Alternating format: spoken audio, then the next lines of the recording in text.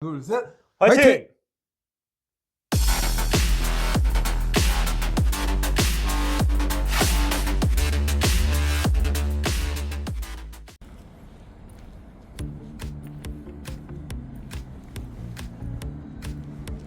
저희 회사하고 이름이 거의 비슷한 신문사네요.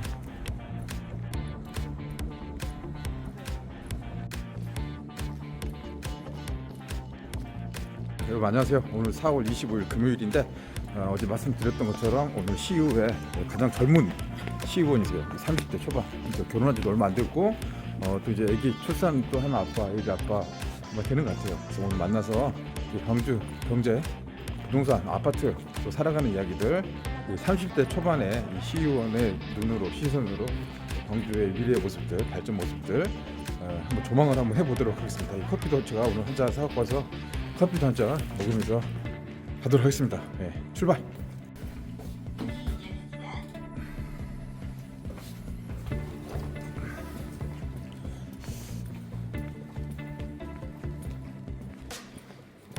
광주시의회 의원님들 방들이 이렇게 쭉 의회동에 있어요. 저하고 이렇게 친한 의원님도 계시고 아직은 인연이 좀 없었던 분도 계시는데 오늘은 이제 이명록 의원 이분이세요.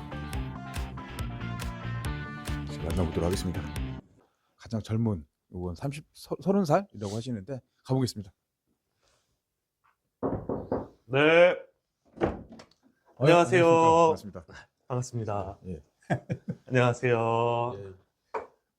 서인지 팩토리 구독자님들 지금 보고 계실 텐데 네. 예, 간단하게 자기소개 좀 부탁드립니다.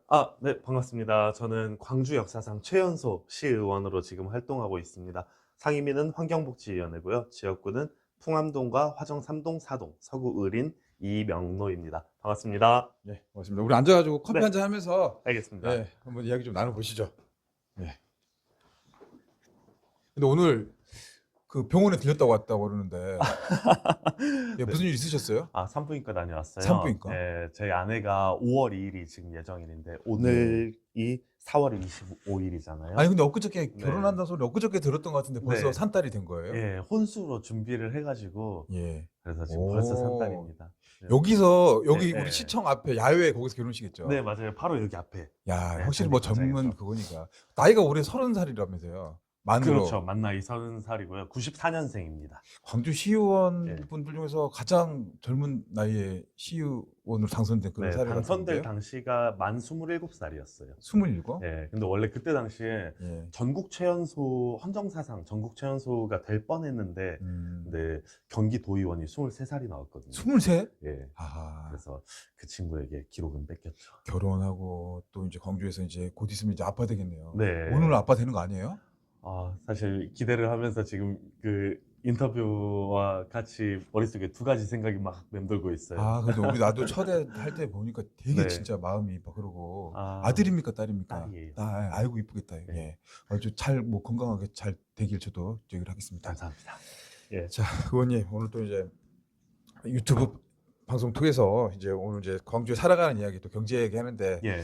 되게 30살, 30살 우리 광주 청년이라고도 할 수 있는 분이 또 광주 네. 시의회 또 광주시의 정책 막 이런 부분도 이렇게 관심을 가지고 지켜보고 있습니다. 예. 결혼, 출산 또 사모님도 계시는데 사모님도 일을 하십니까? 자영업을 해요. 자영업. 저희 지역구 풍암동에서 카페를 운영하고 있거든요. 커피숍 카페. 예, 개인 카페를 운영하고 있는데 네. 요새 진짜 많이 힘들어요. 자영업 힘들어. 이게 같이 이제 시장이 형성이 돼야 되는데 그 주변에 있는 자영업자들이 이제 장사를 접으시고 그래서 공실률이 높아지다 보니까 인접한 상권을 가실 분들이 없어지면 자연스럽게 카페로 유입되는 분들도 적어지잖아요. 그 와중에 저희 풍암호수 바로 앞에 그 대규모 프랜차이즈인 별다방이 엄청 크게 생겨났어요. 또 생겼어. 그러고 나니까 진짜 매출이 반토막이 나더라고요. 그러니까 또 생계형으로 예. 또 와이프는 커피숍 자영업으로 네. 이렇게 실물 경제에 직접 체감을 하고 하고 있는데 있죠.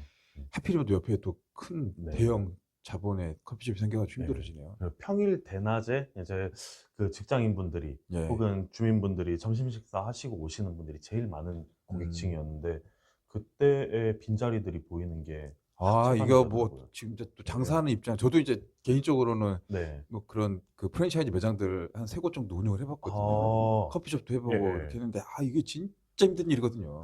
그니까요. 아이고, 힘들었겠다, 지금 많이. 그래서 지금 좀 업종 변경에 대한 고민도 하고 있고, 예. 그리고 꼭 장소를 음. 원래 하던 곳으로 고집을 해야 되나? 좀 우리도 그러면은 옮겨가면 좋을까? 이런 커피숍은 고민도 하고 있고요. 얼마 정도 운영을 하셨어요? 지금 아내가 한 4년 차, 오래 예, 하셨네요. 네, 운영하고 있는데 참 안타까운 게 이 예. 카페를 차릴 때부터가 코로나가 다 아이고. 대창을 할 때였어요. 그러니까 예. 지금 자영업자가 힘든 시기를 몸소 다 느껴온 음. 그런 시간이었거든요. 그래서 아내는 이 카페를 하면서 저를 만난 게 아니면 음. 카페에 보람이 과연 있었을까? 이런 두 분이 생각도 하고. 결혼하시게 된 예. 배경은 카페에서 만나신 겁니까? 네, 손님으로? 맞아요. 카페 네. 사장님으로? 네. 야, 이것도 참. 제가 지었고 이제 예. 카페기도 하고 카페가 좀 예뻐요. 예. 테라스랑 이렇게 아. 예쁘게 잘 꾸며놔가지고 그래서 선거철부터 제가 동경하던 장소였어요. 그러니까 아하. 당선되면 저기에서 책도 읽고 음. 저기서 시민들도 만나고 해야겠다 해가지고 실제로 당선되고 정말 자주 가다 보니까 단골 손님으로 이제 단골 사장님하고 야, 이거 친해졌죠. 스토리도 하나가 이렇게 예. 돼가지고 이게 사랑을 거기서 또 만들어서 결혼까지 해서 이제. 네, 그래서 눈이 맞아가지고 아니, 또 그런 일도 있네요. 결혼을 지금 했습니다. 여기서. 예. 예. 근데 지금 이제 그 이력을 봤더니 네, 이 전남대학교 총학생회장을 또 하셨더라고요. 네. 근데 21년도에 총학생회장 하고 야, 임기 마치고 곧장 22년도 지방선거를 출마해가지고 그러면 그래서 정치는 어렸을 때부터 꿈이 있었습니까? 뭐 정치 외교학과는 아니셨던 것 같은데. 네, 아니에요. 제가 전공은 해양학을 전공했어요. 아, 해양학. 예, 네. 지구환경과학부에서 이제 기초과학을 공부를 했는데 예. 그건 어릴 적의 꿈이 제가 천문학자 그리고 지구과학 예. 교수 이런 걸 꿈꾸다 보니까 음. 그 관련된 걸로 진학을 했다 뿐인데 20살 때 제가 설정한 제 좀 확고한 목표가 정치를 해보자 이런 생각이어가지고 20살 때부터 그때부터 학생회 활동 위주로 이제 기초 정치를 좀 시작해봤던 것 같아요. 그럼 초등학교 뭐 중학교 시절부터 학생 활동 뭐 반장 그런 거 많이 하셨을 것 같은데, 리더십도 있을 것 제가 같고. 초중고 대학교까지 전부 다 학생회장을 했습니다. 그랬어요? 그러니까 이런 게 좀 리더십이나 그런 근데 게 결코 뭐 느껴지네요. 초중고 이제 학창 시절에는 정치에 뜻이 있어서 그걸 한 건 아니었고요. 그냥 그게 가장 즐거운 활동이었다는 걸 제 스스로 그냥 본능적으로 찾았던 것 같아요. 그런데 이제 네. 20대 후반에 광주시의 또 견제, 감시, 예산, 이거 엄청 큰 네. 그 시장인데 경험도 사실은 많지가 않았을 거고, 예. 또 시의원의 중책이라는 게 엄청 책임감도 컸을 건데 어때요? 지금 한 3년 정도 해보니까 어떠셨습니까? 처음에 당선됐을 때 어. 말씀하신 것처럼 되게 마음이 무거웠어요. 그러니까 음. 답설려 준 거, 여기 딱, 예, 저희 아버지가 써주신 글귀인데, 그런 말 있잖아요. 그 살얼음판, 이제 그 눈 덮인 길을 걸어갈 때 함부로 걷지 말라고. 당신이 걸어간 길이 그 다른 사람들한테 이정표가 될지니.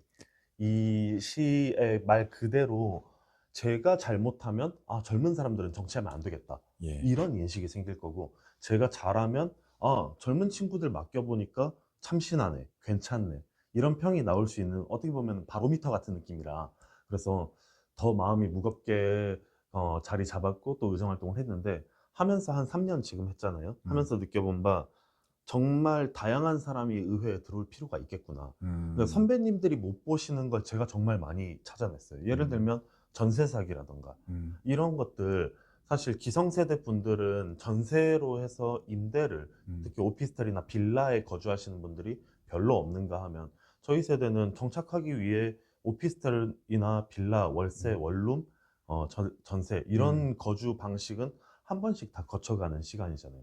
근데 이 말씀 되게 나도 공감을 예. 하는 게, 저도 이제 부동산 뭐 아파트 좀 전문 유튜브라든가 제가 취재 영상하다 보니까 TV 잘 보고 있습니다. 예. 친구들이. 예. 그래서 그런 피해자분들, 구독자님 사례들 굉장히 많이 와서 예. 현저하게 취재하고 이야기 들어보는데, 아무래도 저희 이제 기성세대 나이가 예, 40대, 예. 50대, 뭐 60대 되면 좀 그런 거에 대해서는 조금 떨어져 예, 있죠. 현실적으로 예. 좀 떨어진 부분이 있었거든요. 그래서 그때 첨단에 200여 세대가 이제 당한 대규모 전세 그래요, 사기. 거기 맞아요. 예, 그걸 제가 처음으로 수면 위로 올렸거든요.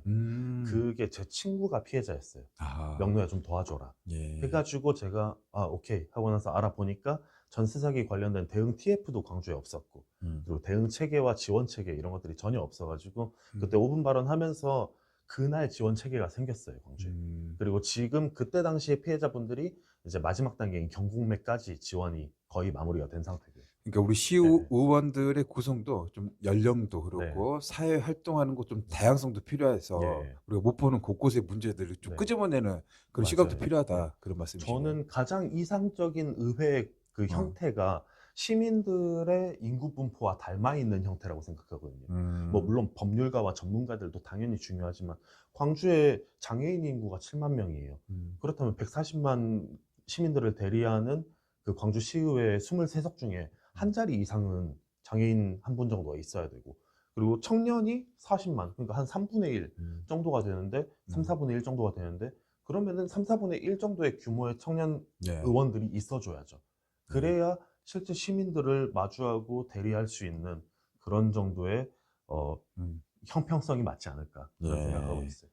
자, 아버님도 되게 자랑스러울 것 같아. 그렇게도 되게 글을 잘 쓰시네, 아버님이. 예. 서예를 하셨습니까, 아버님이요? 그 취미로 취미로? 글을 늘 쓰세요. 예. 예. 실례지만 아버님도 정치 쪽 그런 쪽 일을 하셨습니까? 아버지는 전라북도 도의원을 하셨습니다. 아하, 예, 제가 그러셨군요. 고향이 전북 고창이라 그게 자연스럽게 아버님의 그런 것들 보면서 자라면서 그런 꿈도 키울 수 있는 그런 게 있겠네요. 그랬던 것 같아요. 그러니까 이것도 하나의 업종이구나라는 인식을 가질 수 있었고, 음. 정치하시는 아버지다 보니까 아무래도 평소 행실이나 그리고 아버지의 성품 이런 걸 보면서 어깨 너머로 이렇게 보고 배울 수 그리고 있는 저도 것 이제 같아요. 그 직업이 사람을 많이 만나는 직업이다 보니까 예. 이제 요즘 한 20년 넘게 하면은 예.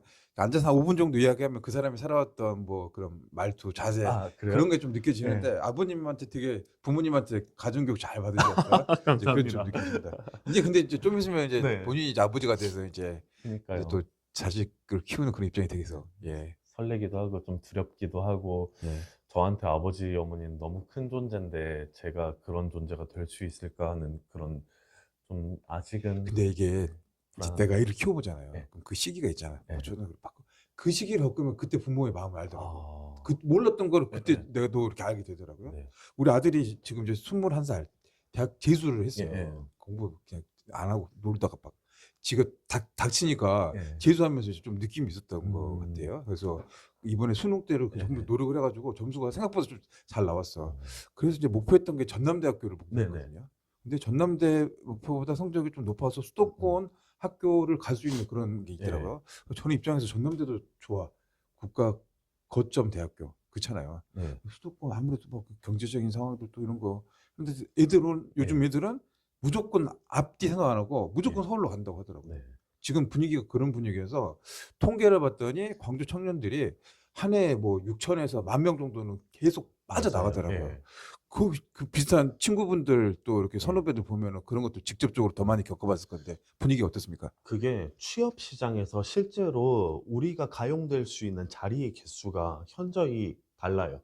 수도권으로 갔을 때의 업종과, 그리고 거기에 그 이미 입주해 있는 기업들과, 그리고 거기에서 그 기업들이 포용할 수 있는 사람의 수, 이런 것들이 달라버리니까 당연히 기회가 더 다양한 그쪽에 가서 뭐라도 준비를 하는 게 낫고, 먼저 적응이라도 하는 게 낫고, 이런 거를 전략적으로, 그게 대학 입시부터까지 그 또 전개가 되고, 더 심하게는 이제 그 뭐 의무 교육, 정규 교육 과정까지도 빨리 보내서 거기에서 적응을 하고, 거기에서 더 시장을 보고 거기서 네트워크를 형성하게끔 이렇게 만드는 것도 있고, 그 사회가 조장하지 않더라도 개개인이 먼저 내 살 길 찾아서 그쪽으로 가는 경향이 더 있는 것 같고. 그러니까 이제 그러면은 우리 이제 광주도 사실 이제 음. 변화와 혁신 계속 이야기는 네. 하고 있지만 이제 중요한 거는 기업들 많이 유치도 되고 기업하기 좋은 환경들. 그래서 양질 일자리들이 많이 만들어지고 거기에 플러스 정주 여건 요런 이제 뭐 네. 청년들의 MZ 세대 문화가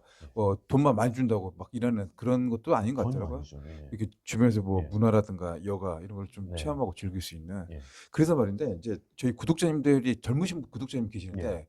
그분들이 저한테 한창 요구하고 민원도 예. 꼭 해라고 하는 게 광주에 코스트코 좀 유치 좀 해줘라. 예.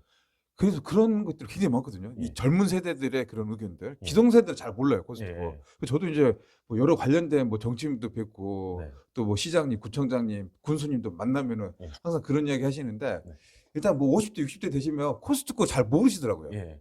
근데 이게 온도차가 좀 느껴지는 것 같은데 우리 의원님은 코스트코 유치, 뭐 복합 쇼핑몰 그런 부분에 대해서 어떻게 생각하십니까? 사실 저는 전적으로 동의합니다. 그러니까 코스트코, 이케아, 예. 그리고 뭐 스타필드를 비롯한 그런 복합 쇼핑몰들, 그런 인프라들은 이제는 그 도시가 성장력이 있고 확장성이 있다는 거를 보여주는 그냥 기본 시설에 가까운 수준이라고 봐요. 그러니까 네. 그게 없어도 우리는 먹고 살 수 있다. 당연히 문제는 없겠죠. 과거에 그게 없었을 시절도 있었으니까. 근데 다른 곳들이 있는 것, 다른 것들이 충분히 가지고 있는 것을 우리가 못 가지고 있다는 건 우리 도시의 경쟁력까지 이어진다고 생각하거든요.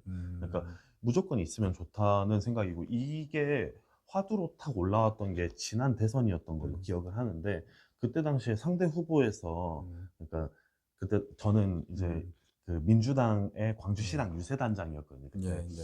상대 후보 측에서 복합 쇼핑몰 이슈를 처음 던졌을 때, 그때 거기에 대해서 대부분의 이제 지역 정치권에서는 아니 그런 이슈가 웬 말이냐, 우리 지역 정치를 약간 퇴보하게 만드는 좀 비참하게 만드는 그런 정책이다라고 이야기를 할 때, 저는 아닌데, 우리는 그럼 저기서 뭘 만들겠다라고 제안을 하면 오케이 받고 우리는 이것도 만들겠다라고 제안을 하는 게, 그게 건강한 경쟁이지, 건전한 그런 그 발전적인 토론이지라고 생각을 했거든요. 그러니까 저는 코스트코 무조건 찬성입니다. 그러니까 이제 되게 이제 야 이게 이제 뭐 하신 분 중에서 적극적으로 이렇게 하는 거 처음 만난 것 같아요. 욕 좀 먹을까요 이러다가? 아니죠. 아니 이거는 괜찮은 것 같아요. 근데 이제 네. 중요한 거는 뭐냐면 이렇게 이제 하겠다는 이제 네. 여론들 그리고 액션 플랜들 네. 구체적으로 어떤 방법 어떻게 예. 사실 이게 경제 논리로 따라다니면서 광주시 한다고 해서 코스트코가 또 들어오진 않거든요. 예. 돈도 되고 네. 여러 가지 인허가라든가 맞아요. 환경이 돼야 네. 되는데, 그래서 이제 그런 것들을 좀 가다듬어서 예. 실제로 이제 현실적으로 광주 시민들이 이용할 수 있는 네. 그것까지 만들어주는 네. 그것까지 좀 책임지면서 관심을 가져줬으면 그렇게 좋을 것 같습니다. 해보려고요. 늘 그걸 염두에 두고 이제 의정 활동을 하고 있는데, 여기서 이제 행정, 그러니까 제도권에서의 방식과 좀 뭐 네. 역할이랄까요? 음. 사실 말씀 주신 대로 민간 자원이니까 여기가 수익률이 되는지 안 되는지를 보고 들어올지 말지는 거기서 선택을 하는 거잖아요. 각 네. 업계에서. 근데 우리는 여기에서 수익을 창출할 수 있다는 비전을 제시하고, 그리고 여기에 올 때 이 산업이 광주에 유치가 됐을 때 장기적으로 시민들께 도움이 되는지 안 되는지를 보고 그 규제에 대한 것들을 적절히 협력을 해주는 방향, 이것도 전 필요하다고 생각해요. 예를 들면 네. 시의 부지를 어떠한 경우에는 무상임대를 해서라도 그게 시민들께 도움이 된다면, 그리고 그게 일자리 창출의 효과와 그리고 그 기반 산업들에 대한 그 경제 유발 효과들이 크다면, 그런 것들까지도 감행을 하는 그런 결단이 그 정치권, 제도권에서 있어줘야 된다고 생각해요. 적어도 특히 지방 네. 정치에서는. 아 이거 좋습니다. 예. 근데 이게 진짜 지금까지 한 것 중에서 저는 반응이라 우리 구독자님이 보셨을 때도 야 뭐 진짜 뭐 인기가 막 쑥쑥 올라가는 아이고, 소리였습니다. 감사합니다. 자 이번에 조금 자리를 바꿔가지고 네. 우리가 지도를 보면서 광주 네. 주 현안도 한번 이야기 나눠보죠. 예, 알겠습니다. 자 이거 보니까 이제 지도가 쭉 광주 이렇게 됐네요. 네. 광주가 인구가 한 145만 이렇게 쭉 하다가 지금 쭉쭉쭉 빠져가지고 네. 지금 현재는 한 142만 정도. 그렇죠. 좀 지금 아까워요. 이 지도 같은 경우에는 24년 6월 그 현황도인데요. 예, 여기는 143만 9,541명으로 나지만 또 줄었죠. 또 줄었죠. 네. 그리고 그 줄어드는 인구에 비해서 청년 인구 유출이 더 많아요. 그러니까 유입되는 인구는 중장년이 많은 거고, 예. 그리고 청년들은 그보다 더 나가고 있고. 그러니까 지금 또 우리 의원님도 애기 출산하셔서 지금 네. 한 명 더 늘리는. 그렇죠. 그리고 제가 여기서 정치하면서 친구들 잡아놓으려고 지금 예. 부단히 노력하고 있습니다. 우리 이명노 노력 많이. 자 그럼 여기 이제 봤는데 예. 지역구 어디세요? 예, 저는 서구 삼성거구, 아까 말씀드린 대로 풍암동과 화정 3, 4동인데요. 많은 분들이 알고 계시는 월드컵 경기장 염주체육관을 기억하시면 그쪽을 쭉 둘러서가 제 지역구입니다. 위아래로. 근데 저기 우리 네. 사모님이 커피숍 네. 지금 이제 오늘 애기 낳으러 가셨다고 하는데 예, 거기서 이제 만나셔서 결혼까지 하게 되는데 커피숍 어디입니까? 제가 한번 가고 싶어서 지금 와서. 많은 분들이 아시는 우리 풍암호수 있죠? 예. 예, 풍암호수에서 쭉 들어오면 풍암고등학교가 있어요. 예. 풍암고등학교 바로 뒤에 있는 룩스커피라고, 그 보다 할 때 룩스커피라고 돌섬 앞바다라는 맛있는 계절 음식점 바로 옆에 위치해 있는 카페입니다. 룩스 커피. 예, 야 한번 가봐야겠네요. 룩스 네. 커피에 크로플이 맛있어요. 크로플. 크로플? 예, 크로플이 뭐예요? 그 와플이야? 크로와상을 어. 와플처럼 이렇게 찍어내가지고 눌러가지고 만드는 디저트 메뉴거든요. 요새 많이들 찾는. 좋습니다. 메뉴입니다. 제가 한번 찾아보겠고 한번 예. 가보겠습니다. 지금 여기 이제 보시면 이제 예. 최근 또 이슈 어제 제가 최근에 취재 다녀왔었는데 어, 여기 풍암 저수지 네. 예, 그 중앙공원이 이렇게 있지 예. 않습니까? 여기 이제 중앙공원 롯데캐슬 아파트 이렇게 두 세대 좀 네. 들어가고 있고 여기가 이제 또 국가공원으로 좀 지정되는 그런 예. 움직임들이 있고 또 지역구신데 네. 국가공원 지정 예. 예, 그 가능성 또 의미 뭐 이렇게 그런 부분들 한번 설명 좀 해주십시오. 그 가능성에 대해서는 우리가 앞으로 헤쳐나갈 문제일 것 같고요. 다행히도 지역 제도권과 그 정치권 그리고 국회 중앙에서도 협조가 지금 많이 되고 있는 편이에요. 국회에서도 최근에 토론회가 있었거든요. 그래서 그건 저는 긍정적으로 보면서 좀 기출을 주목할 필요가 있다라고 생각하고요. 네. 국가공원이 된다는 것에 대한 의의는 여기에 대한 이 공원의 관리와 그리고 지원 그리고 공원의 그 운영에 대한 모든 부분들이 우리 시의 책임 혹은 우리 지역만의 책임과 또 그 부담이 아니라 국가에서 관리하고 나라의 이름을 걸고 지원을 할 수 있다는 것 이게 굉장히 크다고 생각해요. 이 민간공원 특례 사업이 가지는 가장 큰 좀 뭐랄까요 강점은 우리 시의 재원이 아닌 민간 자원을 들여서 이 공원 부지를 조성할 수 있다는 가장 큰 강점이 있거든요. 그러니까 많은 분들이 조금 오해를 하시는 게 민간공원 특례 사업이 아파트 사업이다라고 말씀들을 하시는데 아파트 사업은 그 공원 조성 단가의 일부 비율을 할 수 그렇죠. 있는 예. 거고 그 기부 체납을 하는 그 조건에 따르는 보상인 개념인 거죠. 근데 나머지 공원 조성을 사실 이렇게 그 우리 광주가 지금 재정 자립도가 24%인가 그러거든요.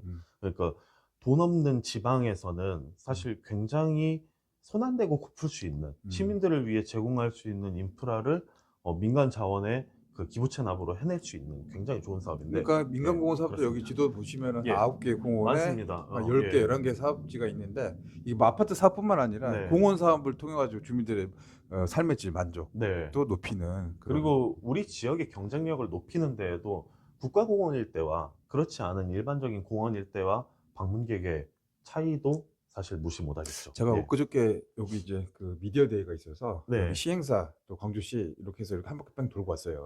지도 왔는데 예. 많이 좋아지고 있더라고요. 맞아요. 예. 이쪽 뒤에도 새로 조성되고 있는 그런 공원 부지 같은 것들도 있고. 최근에 제가 예. 그 달리기 마라톤 다음 달에 신청을 했어요. 예. 월드컵 경기장에서 이렇게 한 10km 뛰는 거 신청을 해가지고 예. 제가 운동을 하고 있는데 확실히 공원 이렇게 만들어지고 네. 하면 되게 좋아 건강해지는 것 그쵸. 같고 예. 기분도 좋고 이게 예. 광주의 경쟁력 좀 향상되는 예. 것 같아요. 저희 집이 딱 이 지구 이쪽쯤에 있는데 여기 집도 여기고 예. 여기 가게도 여기 가까운 네, 곳이군요. 그렇습니다. 배산임수예요. 예. 이게 젊은 사람 입에서 나올 말은 아니긴 한데 앞에 풍화모소를 두고 있고 뒤에 금당산을 두고 있고. 아 여기도 좋지. 근데 예. 여기 이제 6월 달부터 공사한다고 하더라고요. 네. 예, 그래서 이제 조금 그 아쉽긴 해. 호안 정비랑 해가지고 제대로 된 호수공원으로 만들 그 예정입니다. 여기 지하철도 들어가네 동네에. 그 예. 이쪽으로 이렇게 들어오죠. 이게 파란 선. 예. 네. 그렇게 들어옵니다. 예. 아무튼 카페도 잘 되고 여기 서구가 여기 중앙공원에서 이렇게 네. 하면은 주변에 여기뿐만 아니라 또 국가공원은 좀 지속 가능하게 또 관리 주체가 되기 때문에 네. 많이 좋아질 것 같아요. 그래서 예. 저는 이제 찬성하는 입장인데 예. 잘 됐으면 좋겠어요. 기대 많이 하고 있습니다. 그리고 이제 여기서 조금 더 시선 좀 돌려가면 네. 이제 어제 이제 보도자료로 내서 저거 되게 이런 생각도 할 수도 있겠구나라고 예. 해서 어제 전에 내가 네, 했었잖아요. 맞아요. 여기 이제 광주공항. 예. 근데 이 광주공항 문제는 접근 이제 두 개를 해석해야 될 것 같아요. 네네. 일단 광주공항을 존치를 하자. 정치하자. 예. 그래서 광주공항이 이 광주에서 국제선기는 오히려 확충해가지고 네. 활성화시키자라는 네. 이제 시민분의 의견들도 많이 계시더라고요. 네. 그리고 또 무안과 군광 통합을 해서 이 새로운 발전축을 이거 활용하자. 예. 두 개 이제 의견 나오고 있고 여기가 옮기게 되면 이 부지가 한 250만 평 정도 되는데 그렇죠. 이 부지의 개발을 뭘로 할 것인가? 뭘로 할 것인가 예. 이런 이제 뭐 예. 이 사회적 합의라든가 아이디어 이렇게 나오고 예. 계시는데 여기 이제 그 이야기 해줬던 예. 게 디즈니랜드. 디즈니. 야, 뭐 진짜 내가 젊으신 분이니까 어쨌든간 실현 가능성, 현실성 네. 떠나서 이런 발생 자체는 되게 네. 개발하고다 이런 생각이 예. 들었습니다. 근데 옮기는 거, 안 옮기는 거 그렇게 됐을 때 네. 우리 의원님이 생각하시는 이 광주공항 문제 한번 예. 좀 설명 좀 해주세요. 말씀하신 것 중에 한 가지를 더 추가하자면 세 가지 방법이 있는 것 같아요. 아예 옮기는 것, 군공항과 민간공항을 전부 다. 그리고 아예 옮기지 않고 여기를 관문공항화 시키는 것, 거점공항화. 그리고 그 군공항 혹은 민간공항만 이전하는 것. 근데 사실 그 둘 중 하나만 이전하는 건 저는 선택지에서 배제를 하는 편이 낫겠다는 생각이고요. 예. 시민들의 불편은 그대로 남아있는 상태로 뭐 이도저도 아닌 상황이 되는 거잖아요. 그래서 옮기는 것과 안 옮기는 것, 이 이분법적인 논쟁이 계속 펼쳐지고 있다고 생각하는데 저는 그 둘 다 괜찮다. 그러니까 관문공항으로 거점공항으로 만들어서 광주라는 도시가 항공 지도상에 계속 거점으로 남아 있고 광주를 통해서 전 세계 어디든 갈 수 있는 국제공항화 시킨다는 것 동의합니다. 근데 그걸 완벽하게 해내려면 그 주변 인접 지역들의 협조가 필요하고 그리고 역시 그걸 위해서도 광주를 공항의 거점뿐만이 아니라 뭔가 와야 될 이유를 만들어야 된다는 것. 이런 것들이 제반돼야 된다고 생각하고요. 그리고 그보다는 저는 이전에 대한 그런 여론들이 더 많은 걸로 봐서 그 이전을 하게 된다면 그 이전 부지에 도대체 뭘 만들 것인가. 여기에 대한 대안을 세우지 않고는 우리가 이전에 대한 논의를 할 수 없다고 생각해요. 물론 지금 당장 공항 이전을 짓는다 하더라도 그 이전 비용에 대한 그 부담 크죠. 20조 원 정도가 된다고 하더라고요. 그리고 지금 당장 이 도장을 찍어도 한 10년 정도가 걸려요. 그리고 그 공항 이전을 하는 원칙이 다른 곳에 군공항을 만들어 놓고 그 군사시설을 확충을 시켜 놓고 거기를 완료해야만 여기를 폐쇄하고 옮길 수가 있어지거든요. 법적으로. 그러다 보니까 그 시간들도 분명히 있을 것인데 우리는 그걸 옮기고 뭘 할 것인가를 지금 결정하지 않으면 이 옮기는 것조차도 혹은 안 옮기는 것조차도 뭐 하나 결정을 할 수가 없어진다는 거죠. 그래서 제가 엊그제 이제 보도자료를 내면서 이제 부장님과 통화를 했을 때는 이 군공항 말씀 주신 대로 248만 평입니다. 여기에다가 도시숲을 만들자 혹은 의료 클러스터를 만들자 이런 의견들이 되게 다양하게 나오고 있어요. 근데 그걸 만든다 하더라도 어지간해서 그거는 100만 평을 넘어서기 어려울 거거든요. 한 절반은 그걸 떼놓고 나서라도 혹은 그 절반을 다른 목적으로 쓰더라도 나머지 절반 120만 평 이상을 우리는 디즈니랜드로 화끈하게 한번 만들어 보자. 그런 주장을 했습니다. 네. 멋집니다. 참신하고 예. 발상이 막 이런 것들이 좀 나와야 돼요. 실현 네. 가능성에서 광주도 언제까지 뭐 그렇게 했어요. 좀 뭐 이렇게 좀 액티비티 하면서 네. 외지의 관광객들 와가지고 좀 네. 먹고 사는 그리고 또 일자리 좀 파생돼서 예. 젊은 분들이 많이 있어야 되죠. 그 강점과 가능성이 굉장히 커요. 뭐냐면 지금 송정역이 이 군공항 부지와 1km 거리입니다. 그래 맞아요 네, 가까워요. 무려 1km 거리. 또 지하철 바로 옆에 또 지나가요. 네, 지하철도 바로 지나가고 2호선이 들어가가지고 여기에서 환승까지 가능해지면은 더할 나위 없고요. 근데 이 송정역과 무안공항을 잇는 철도가 27년에 완공이 돼요. 그렇다면 무안공항에도 그리고 전남도와 무안군에도 우리가 여기를 가져가라고 그 받아달라고 할 명분이 생기는 거죠. 무안공항이 지금 인프라상으로는 1000만 명 정도를 수용 가능한 공항으로 설계가 됐다고 하더라고요. 근데 지금 고작해야 이용객이 30만 명이에요. 맞아요. 그렇다면 충분히 여기에 뭐가 생기든 간에 그쪽으로 그 유입하는 그 인원들이 관광객들이 무안공항을 거쳐올 수 있는 인프라는 충분하다. 그리고 여기를 만약에 공항을 이전해서 무안공항을 거점공항, 관문공항화 한다면은 그 효과는 더더욱 클 거라고 생각하고요. 네. 그 부대 수익과 뭐 이점까지 전부 다 가져가시고 그리고 우리가 여기에 한번 제대로 만들어 보겠다 할 명분 저는 있다고 생각합니다. 근데 오늘 뭐 예. 대본 없이 그냥 뭐 주고받고 뭐 티키타카 했는데 예. 되게 이야기 시간 빨리 가고 재밌었죠. 아, 더 하면 안 돼요? 더? 예. 뭐 하고 싶은 거 더 예, 있어요? 예. 네. 아, 자, 여기에 대해서 예. 제가 이 경쟁력에 대해서 좀 더 말씀드릴게요. 우리나라에 디즈니랜드가 없어요. 근데 우리나라의 경제 인구와 그리고 우리나라의 뭐 GDP라던가 이런 전반적인 그 지표들을 봤을 때 디즈니랜드가 하나도 없는 거는 사실 조금 아쉬운 부분으로 남긴 하거든요. 그래서 인천에서도 그랬고 뭐 강원에서도 그랬고 디즈니랜드 경쟁 유치 경쟁을 꽤 해왔었죠. 근데 예. 이것도 경쟁이랄 것도 없는 게 그 디즈니랜드사라고 할게요. 예, 거기에서 올만한 가치가 느껴져야 된단 말이죠. 그렇죠. 예, 근데 광주에서도 유니버셜 스튜디오와 디즈니랜드를 들여오자라는 주장은 많았었는데 그 위치가 어디냐면 여기 우치공원입니다. 예. 우리 패밀리랜드 예, 있던. 그렇습니다. 예. 패밀리랜드가 지금 굉장히 잘 안 되고 그렇죠. 있죠. 네. 그래서 여기를 뭔가로 바꿔야 된다고 하는데 지금 보이시죠? 이 초록색 네. 부분. 네. 고작 30만 평이에요. 네. 여기 인접한 공원 부지까지 다 합쳐야 30만 평인데 이 정도 규모면 용인에 있는 에버랜드와 동급이거든요. 에버랜드하고 비슷한 규모의 디즈니랜드 혹은 유니버셜 스튜디오를 굳이 만들려고 하지 않을 거다. 지금 전 세계에서 디즈니랜드의 단독 테마파크만 가지고 가장 넓은 곳이 상하이 디즈니랜드거든요. 거기가 120만 평이에요. 만약에 여기에 120만 평에 몇 평만 더 하더라도 전 세계 최대 규모의 디즈니랜드가 만들어질 수 있는 인프라고, 말씀드린 대로 역과 인접하고 또 공항과 교통이 가능한 100만 평의 부지는, 100만 평 이상의 부지는 대한민국에 유일합니다. 그럼 이 노른자 노다지 땅을 뭘로 만들 것인가에 대한 답은 너무 자명하다고 생각해요. 상하이 기준으로 말씀을 드리자면 연간 방문객이, 예. 관광객이 1350만 명입니다. 네. 그리고 직접 고용 효과가 상하이 디즈니랜드만 해서 1만 명이에요. 그리고 간접 고용 효과가 3만에서 4만 명 정도. 그러니까 5만 명 정도의 여기에 직업 생활이 가능한 그런 여건이 맞춰지고, 당연히 그러다 보면 호텔과 복합 쇼핑몰은 따라올 것이고, 지금 만들어지고 있는 복합 쇼핑몰들에도 연쇄 작용이 분명할 것이죠. 그렇죠. 시너지가 네. 지금 광주는 뭐 세 곳의 복합 쇼핑몰 논의가 네. 진행되고 있으니까 일단 이게 이제 국내에도 있지만 해외까지 가능했을 때 예. 그런 이제 종합적인 그런 마스터 플랜이라든가 대책들 염두에 두면 광주 발전축에 이 250만 평이 엄청난 역할을 할 수 있다. 뭐 그런 이제 그렇습니다. 얘기신 거네요. 예. 예. 대신 여기에 대해서는 우리 시가 조금 더 계산을 명확하게 해서 지원에 대한 것도 확실하게 결단을 할 필요가 있다는 거예요. 지금 이곳에 만약에 120만 평 규모의 디즈니랜드를 만든다고 하면은 예. 그걸 이제 개발하는 예산이 한 10조 원 정도 들 걸로 예상을 하거든요. 상하이가 10년 전에 6조 원 정도였더라고요. 예. 근데 우리가 10조 원이 든다고 하면 그게 과연 우리 자본인가? 그건 아니에요. 그렇죠. 민간 자본이 와서 그만큼을 만들어내는 거고, 예. 대신 여기에 대한 부지를 과연 어떻게 매입해 갈 것인가가 문제인데, 우리는 군공항이 비게 되면 생기는 공간은, 저는 제가 이번에 보도 자료를 내기로는 무상 임대라도 이건 우리가 한번 결단을 해볼 필요가 있다.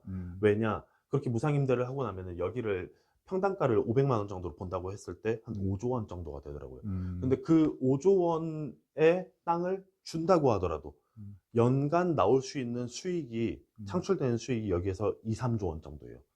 금방 이거 메꾸거든요. 네. 좋습니다. 뭐 이렇게 하려면 한도 끝도 우리 한 10시간 해야 될 것 같은데 지금 그러니까요. 가서. 그래서 이제 오늘은 너무 또 네. 길어지면 그러니까 처음이니까 하고 다음 또 계속 종종 봬요. 예. 와서 이런 것도 재밌잖아. 나 네. 재밌네요. 재밌어서 좀 나누도록 하시죠. 한 가지만. 한 가지 또. 예. 예. 뭐냐면요. 여기에 우치공원에다가 지금 디즈니랜드나 유니버셜 스튜디오를 만들자는 그런 게 TF까지도 지금 꽤 구체적으로 해가지고 그 추진하는 노력이 있어요. 근데 그분들이 보시기에는 여기다가 만든다고 하면 뺏어가는 느낌이 들까봐 그렇죠. 제가 한 가지 말씀드리자면, 네. 우치공원은 산지입니다.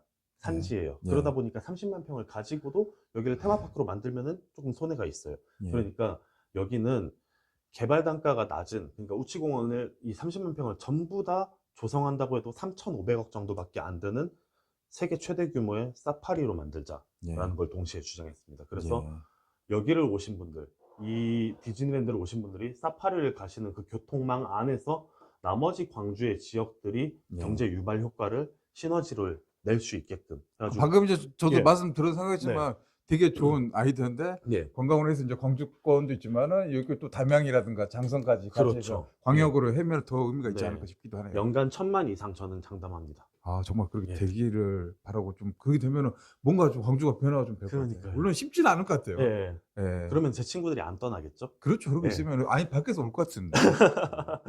그러면서 일자리도 만들어지고 네. 예, 돈도 좀 소비가 많이 되면서 예, 산업의 역동성이라든가 경제 활력이 같이 느껴지기 바랍니다. 네. 자, 오늘은 이제 여기서 마무리할 거거든요. 예, 아쉽긴 하지만 또 네. 다음에 또 종종 봬요. 이렇게 해서 예. 다음 주제를 하면은 구독자님 좋아하실 것 같습니다. 오늘 이제 끝으로 네. 오늘 방송 소감이라든가 서인주 팩토리 구독자님, 시민분들에게 메시지 좀 부탁드리겠습니다. 네. 서인주 팩토리 항상 사랑해주시고 관심 가져주셔서 정말 감사합니다. 제가 생각하기에는 서인주 팩토리와 서인주 부장님에 대한 관심도 관심이지만, 그만큼 광주와 또 이 지역의 경제를 사랑하고 관심 가져주시는 것도 클 거라고 생각해요. 그래서 오늘 이렇게 말씀드렸던 것처럼 이 젊은 의원들, 그리고 우리 광주의 정치인들, 많은 분들이 이렇게 광주의 정치와 경제를 조금 더 나은 방향으로 만들려고 노력 많이 하고 있거든요. 그러니까 이들에게도 관심 가져주시면서 좋은 제안들, 좋은 아이디어들 많이 전해주시기 바랍니다. 언제 어디서 뭐를 하고 계시든 간에 늘 열심히 하는 모습 보여드리겠다고 장담하면서 여러분의 든든한 대리인으로 앞으로도 힘쓰겠습니다.